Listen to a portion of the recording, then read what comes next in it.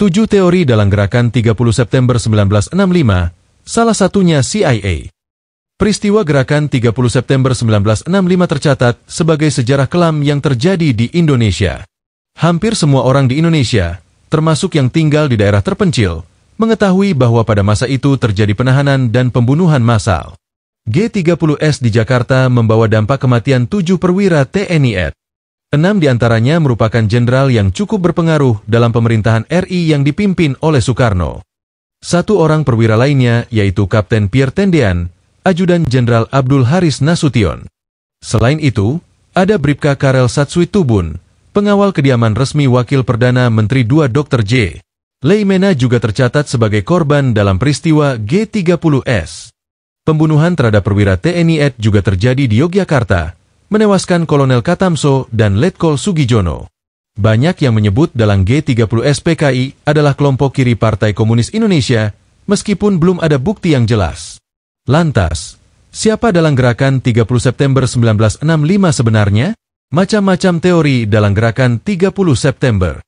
Dalam sejarah versi Orde Baru, PKI disebut sebagai satu-satunya dalang dibalik peristiwa G30S. Namun, banyak penelitian menyebutkan bahwa pelaku peristiwa G30S bukan pihak tunggal, yang kemudian cenderung membantah versi Orde Baru. Siapa dalang dari pemberontakan G30S? Berikut beberapa teori dalang G30S 1965. 1. Teori PKI sebagai dalang G30S.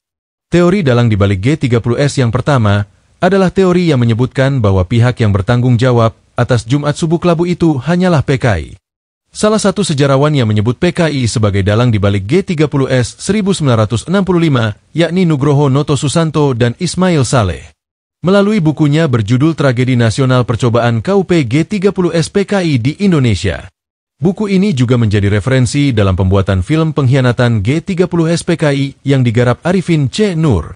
Nugroho Noto Susanto, putra dari ahli hukum Islam Profesor Noto Susanto, bisa disebut sebagai tulang punggung penulisan sejarah versi Orde Baru.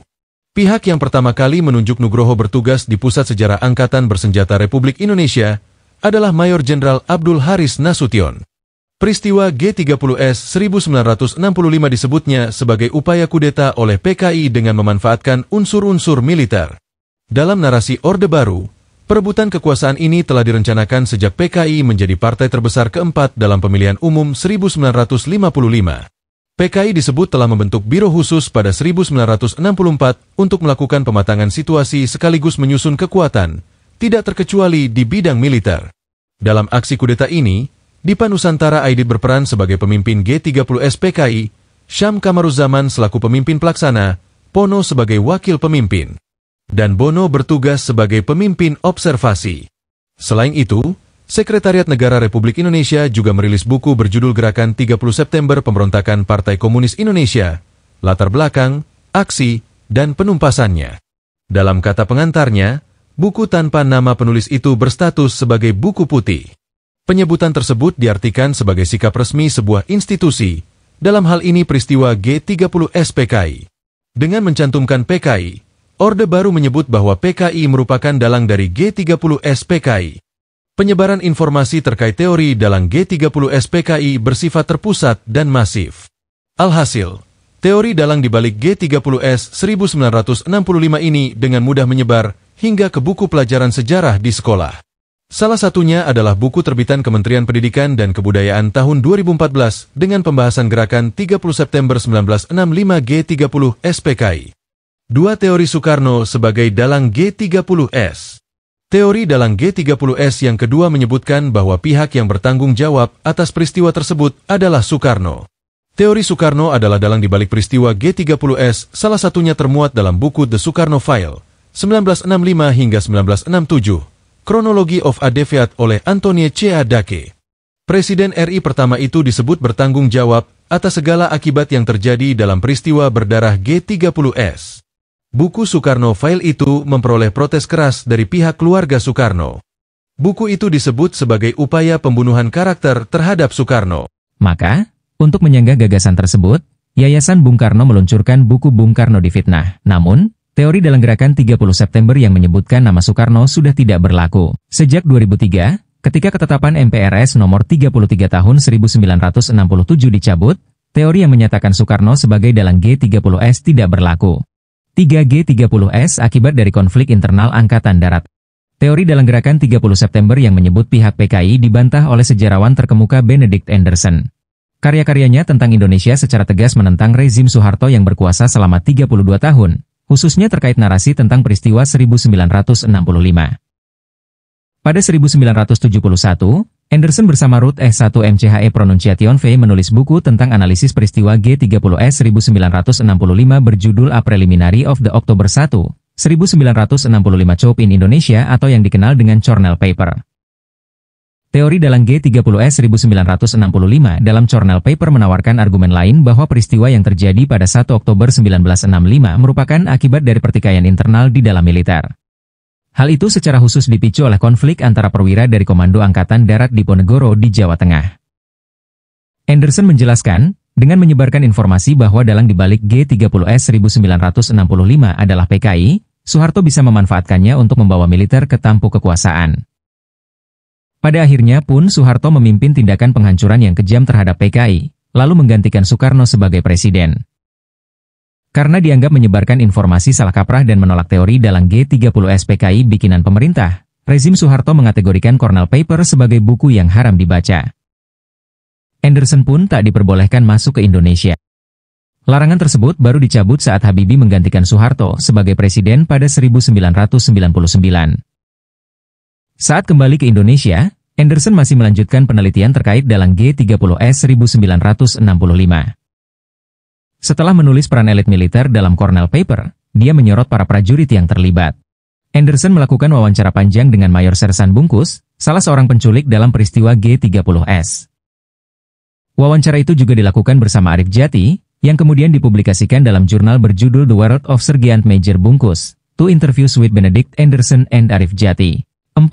Keterlibatan CIA dalam peristiwa G30S. Teori dalang G30S 1965 berikutnya adalah teori mengenai keterlibatan CIA. Teori dalang G30S ini dikemukakan oleh Peter Daley dalam buku CIA dan Penggulingan Soekarno. Keterlibatan CIA dalam peristiwa G30S ini berkaitan dengan Perang Dingin yang terjadi pada 1960-an. Amerika Serikat serta negara barat seperti Australia dan Inggris memiliki kepentingan agar Indonesia tidak jatuh ke tangan komunis. Untuk mewujudkan kepentingan itu, disebutkan dalam buku tersebut bahwa CIA membangun relasi dengan perwira Angkatan Darat Republik Indonesia, termasuk Soeharto. Selain itu, John Rosa dalam buku Dalih Pembunuhan Massal juga mengungkap, para Jenderal AD melakukan sidang dan kemudian bersepakat untuk mengganyang PKI.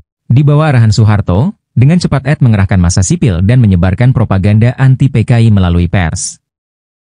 Berkaitan dengan teori dalang G30S 1965 ini, CIA juga pernah melakukan upaya untuk melengsarkan Presiden Soekarno. Hal itu dilakukannya dengan membuat film porno dengan aktor yang mirip Soekarno, serta menyuplai senjata untuk aksi pemberontakan di Indonesia. 5. Tidak ada pelaku tunggal peristiwa G30S. Teori dalang G30S 1965 lainnya adalah teori yang menyatakan bahwa tidak ada pelaku tunggal dalam peristiwa kelam tersebut. Teori ini dijelaskan dalam pidato Nawaksara dan pelengkap Nawaksara oleh Soekarno. Pidato itu disampaikan untuk memberikan pertanggungjawaban kepada Majelis Permusyawaratan Rakyat sementara terkait G30S sebelum digulingkan dari kursi presiden. Dalam pidato tersebut, Soekarno menganggap bahwa peristiwa G30S disebabkan oleh unsur-unsur neokolonialisme bertanggung jawab. Dua pleidoy Soekarno itu ditolak oleh MPRS. Pada 12 Maret 1967, MPRS mengumumkan secara resmi pencabutan mandat Soekarno sebagai presiden. Kemudian, Soeharto ditunjuk untuk menggantikan jabatan tersebut. 6. Teori dalang G30S 1965 yang melibatkan campur tangan Inggris. Teori dalang gerakan 30 September juga menyeret pihak Inggris. Mereka dinilai berperan aktif menyebarkan propaganda penumpasan PKI dan memprovokasi pihak militer Indonesia melalui buletin dan pemberitaan. Pada awal 1965, Ed Winne, pejabat dari Departemen Penelitian Informasi Kementerian Luar Negeri, tiba di Singapura untuk memimpin sebuah tim propaganda rahasia. Sebagaimana diwartakan The Guardian, misinya adalah mendukung kepentingan Inggris di Indonesia dengan cara memengaruhi opini publik untuk menentang Presiden Soekarno dan PKI. IRD berhubungan erat dengan Mi-6, Dinas Intelijen Rahasia Inggris. IRD berfokus pada pembuatan propaganda anti-komunis untuk meruntuhkan rezim Soekarno, karena khawatir Indonesia akan jatuh ke tangan komunisme. Melalui kampanye propaganda hitam, Winne dan timnya mendistribusikan buletin dan pamflet yang seolah-olah ditulis oleh para patriot Indonesia, yang menyerukan penghancuran PKI. Latar belakang operasi ini adalah kebijakan konfrontasi yang dibuat Soekarno sebagai tanggapan atas rencana Inggris untuk membentuk Malaysia. Sikap antikolonial Soekarno dan hubungan dekatnya dengan Tiongkok membuatnya menjadi target kekuatan Barat, termasuk Inggris, yang takut Indonesia menjadi negara komunis. Pada akhir September 1965, kelompok tertentu mencoba melakukan kudeta, menewaskan beberapa jenderal tinggi Ed Soeharto, yang saat itu menjabat sebagai Panglima Ed, dengan cepat mengambil alih kekuasaan dan menumpas pemberontakan tersebut, juga menggunakan kudeta tersebut sebagai dalih untuk menghabisi PKI. Buletin IRD, yang didistribusikan secara luas di kalangan elit politik dan militer Indonesia, mendorong tentara untuk bertindak melawan PKI. Keterlibatan Inggris semakin meningkat ketika tim propaganda Wine mengambil kesempatan untuk mengobarkan sentimen anti-komunis di Indonesia. Kementerian Luar Negeri Inggris menyangkal keterlibatannya dalam kekerasan tersebut. Namun, dokumen-dokumen yang telah dideklasifikasi mengungkapkan besarnya upaya propaganda Inggris. IRD dan intelijen Inggris menyebarkan berita-berita sensasional tetapi palsu kepada media Indonesia. Salah satunya adalah klaim bahwa anggota PKI menyiksa para jenderal untuk membenarkan penumpasan brutal tentara. Upaya-upaya ini terkait erat dengan tindakan militer Indonesia yang menggunakan propaganda tersebut untuk melegitimasi pembunuhan massal terhadap anggota dan pendukung PKI. Masih merujuk pada laporan The Guardian, dalam sebuah wawancara pada 1996, Norman Reddaway, salah satu anggota IRD, membanggakan upayanya memanipulasi media Inggris dan media global lainnya untuk menentukan prinsip anti-Soekarno dan PKI. 7.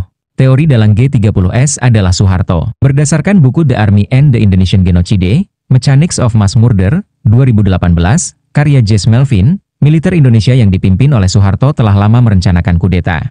Mereka kemudian bekerja sama dengan Amerika Serikat karena memiliki kepentingan anti-komunis yang sama. Berdasarkan buku itulah ditemukan teori dalang G30S PKI bukanlah pihak PK, melainkan militer pimpinan Soeharto. Pada 1965, ketegangan meningkat ketika Presiden Soekarno mengusulkan adanya angkatan kelima yang mengancam dominasi militer.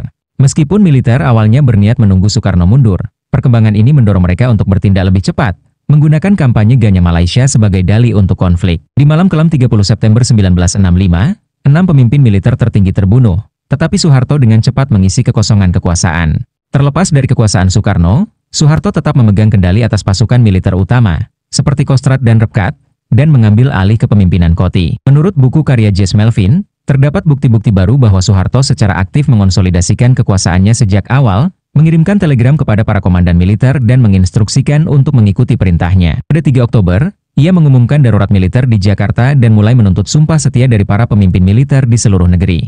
Gerakan cepat Soeharto memungkinkannya untuk menegaskan dirinya sebagai pemimpin yang tak terbantahkan, mengalahkan Soekarno. Militer segera memulai pembunuhan massal di bawah arahan Soeharto, menggunakan berbagai rantai komando untuk mengkoordinasikan kekerasan, penghilangan paksa, dan pembunuhan di seluruh Indonesia. Peran Soeharto dalam kudeta ini sangat sentral dan terencana, menggunakan dalih G30S PKI sebagai katalisator pengambil alihan kekuasaan yang telah lama direncanakan oleh militer. Kekerasan yang terjadi kemudian berfungsi untuk mengukuhkan kekuasaan militer dan meneror penduduk agar tunduk, menandai dimulainya rezim Orde Baru. Sumber: tirto.id, EduScience. Penulis: Umi Zuhriyah. Editor: Fadli Nasruddin. Penyelaras: Fadli Nasruddin.